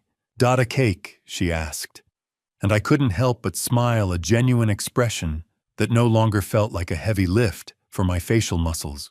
Peace isn't the absence of the storm. It's the solid foundation you build after the house has been leveled. I had spent my life inspecting bridges, but the one I had built here between a scarred past and this child's future was the only one that truly mattered. I retreated to my small office later that morning, the mechanical click of my secure keyboard, a familiar grounding soundtrack. I was closing out a consultancy contract, my screens filled with the digital signatures of crimes I now helped prevent. A notification blinked on my primary monitor, an encrypted message from Agent Miller. He was no longer the hunter, and I was no longer the prey. We were simply two men who knew too much about the dark. The ledger is clean, Mitchell, the message read. The final legal threads of the case are officially sealed. Stay off the radar. I typed back a short, reflective reply. I've never liked the view from the radar anyway. I closed the laptop, feeling a sense of professional vindication that went deeper than any paycheck. I had taken the weapons used against me and turned them into a shield. While checking my secure server one last time, I found a small benign file that had been sitting dormant for months. It was a self-destructing message, timed to execute only when the federal cases were fully closed. I watched as the code unspooled, revealing a final piece of advice from my first wife about the crypto wealth I'd inherited from the cleansed accounts. You did it, Mitch, the text whispered across the screen. You got her home. You stop looking over your shoulder eventually, not because the ghosts are gone, but because you finally realize they can't keep up. I walked back out onto the porch, the cool mountain breeze at dusk brushing against my face. Emma was sitting on the steps, the sticky feel of chocolate frosting on her fingers as she pointed at the setting sun. I realized then that I wasn't just surviving. I was finally living the life that had been intended for me before the tragedy of the Elmwood district intervened. I had kept a fragment of the shadow proxy, a silent guardian tucked away in a private server, to act as a permanent failsafe for Emma's financial security. It was my final engineering project, a bridge that would never collapse. As the sun dipped below the Blue Ridge, casting long purple shadows across the yard, a single unmarked envelope appeared in the mailbox. It wasn't from a courier, and it wasn't a ghost from the past. I walked down the gravel path to retrieve it, noticing a return address I never expected to see again. When I look back at everything that happened, I realize this family story was never just about money or betrayal. It was about how easily love can blind us. For 7 years, I believed sacrifice meant loyalty, and silence meant strength. But this family story taught me something: painful devotion without awareness can turn a man into the easiest target in his own home. My so-called dad revenge was never about destroying the people who hurt me. The real dad revenge was reclaiming my life, protecting my daughter, and refusing to let bitterness define the rest of my years. If there's one lesson from this family story, it's this: never ignore the small cracks in the foundation of trust. They rarely stay small. I believe God sometimes allows storms to reveal what must be rebuilt. And through that storm, I found the one thing worth protecting: my child, and the chance to live honestly again. So if you ever face betrayal, remember this: strength isn't revenge, it's clarity. My dad revenge ended the day I chose peace over hatred and a future over the ruins of the past. That to me is the real ending of this family story. Thank you for staying with me until the end of this journey. I'd truly like to hear your thoughts. What would you have done if you discovered your own family secretly replacing you and stealing your identity? Share your perspective in the comments. If this story resonated with you, consider subscribing so you don't miss future stories. And a quick note: while this narrative draws inspiration from complex family conflicts, some elements have been dramatized for storytelling purposes. If this kind of story isn't your preference, Feel free to explore other videos that may suit you better.